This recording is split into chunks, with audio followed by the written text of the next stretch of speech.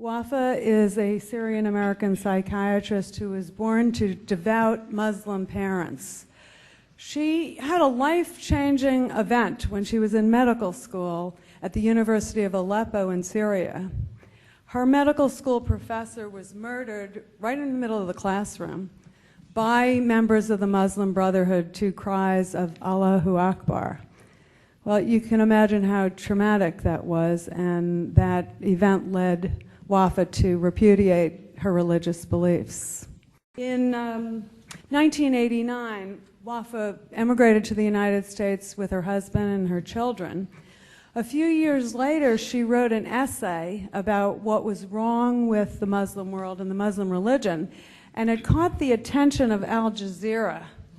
And they invited her to come and debate a Muslim imam. This was shown on Al Jazeera TV. And this was picked up by Memory, the Middle East Media Research Institute, and translated, and now it's been seen by millions of people over the internet. You can see it on YouTube. Wafaa continues to speak out about the threat of Islam on Capitol Hill to the Department of Homeland Security, Fox News, CNN, Voice of America, all around the world, and venues too numerous to mention. In 2006, she was named as one of the 100 most influential people in the world by Time magazine. And she's working right now on her book, An Escaped Prisoner, Why God is a Monster. Dr. Wafaa Sultan. Ladies and gentlemen, I always feel a need to make fun of myself, to laugh at myself, in order to cover up, to repress the sadness that deeply implanted in my heart, especially when it comes to speak about women in Islam. Now I am free, but I cannot forget my niece. She was forced to marry her cousin when she was 10. He was over 40. Her marriage was valid and legalized under the Islamic Sharia because Muhammad, the Prophet of Islam, married his second wife when she was 6. He was over 50. I always remember my niece coming back to her father's house, begging her not to send her back to her husband. He would say, in Islam, it is shame for a woman to leave her husband's house. God will reward you for obeying him. At the age of 25, my niece committed suicide by setting herself on fire. She was burned to death, leaving 4 children behind her. In 2002, the Saudi religious police stopped schoolgirls from leaving a blazing building because they weren't wearing the correct Islamic dress. There were about 800 female students in the school building when this tragedy took place, and at least 15 girls were killed, according to Saudi newspaper, which I don't believe. I believe the number was much higher. Because of that, and because of many, many human tragedies that I had witnessed in the first 3 decades of my life, I have decided to fight Islam. Please pay attention to my statement. To fight Islam, not the political Islam, not the militant Islam, not the radical Islam, not the Wahhabi Islam, but Islam itself. I truly believe that the West has invented these terms for the sake of being politically correct.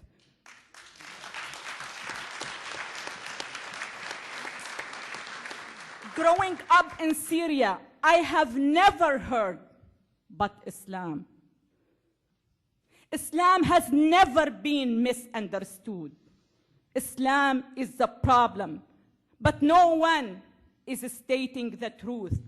No one is taking a hard look at the root of the terrorism, which is the brainwashing machine called Islam. Islam is not up to me, is not up to any Muslim man or woman. Islam is exactly what the Prophet Muhammad did and said. In order to understand Islam, you have to read the biography of Muhammad. It is very traumatizing. It is very shocking. He married his second wife when she was 6 years old. He was over 50. I just came back from France. I debated with a Muslim Pakistani woman. She was the Minister of Women in Pakistan. When I told this fact to my audience, she turned to me and she said, "It is a big lie." She was 9, not 6. It sounds like when a policeman stops you because you're driving over 100 miles per hour and you turn to him and say, "It is a big lie. I was driving 90 miles per hour, not 100 miles. She was 9, not 6. He married his second wife.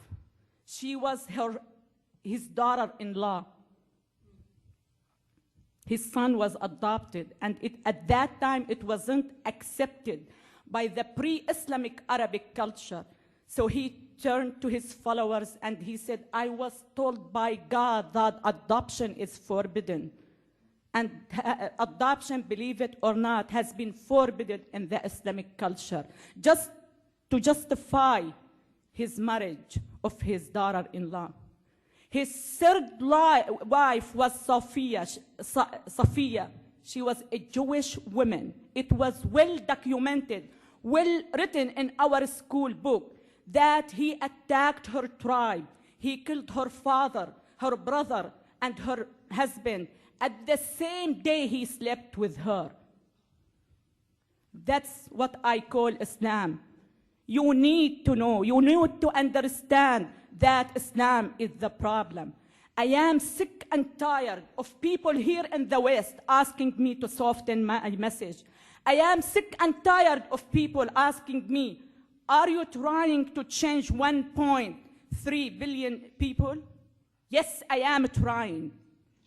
Yes, I am.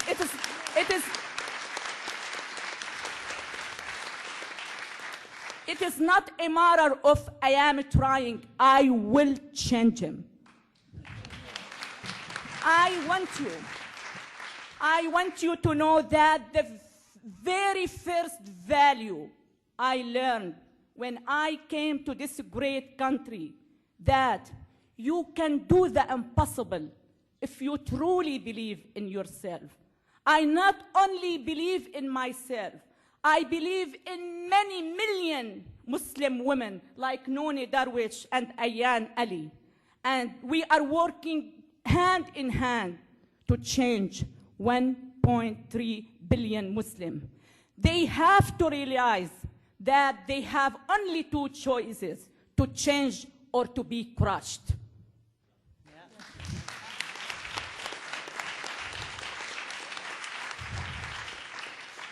Please, please don't let your civilized way of thinking interfere with your defending your great country. Please, please defend your values. Please defend your freedoms. Defend the heaven you are living in. Don't take anything for granted. I don't. I enjoy every single moment of my American life. Just walking down the street by myself without being accused of being a whore is a bliss for me. Just chatting with my next door male neighbor without being accused of committing adultery is a bliss for me. Having a cup of coffee at Starbucks by myself is a bliss. Please, please don't take anything for granted. Please defend this beautiful country. My dream is to see my country, Syria, as free as America, not the other way around.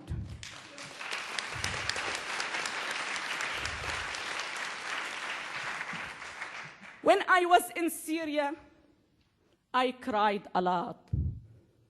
Now that I am free, I still cry, and much harder, for those women whom I left behind.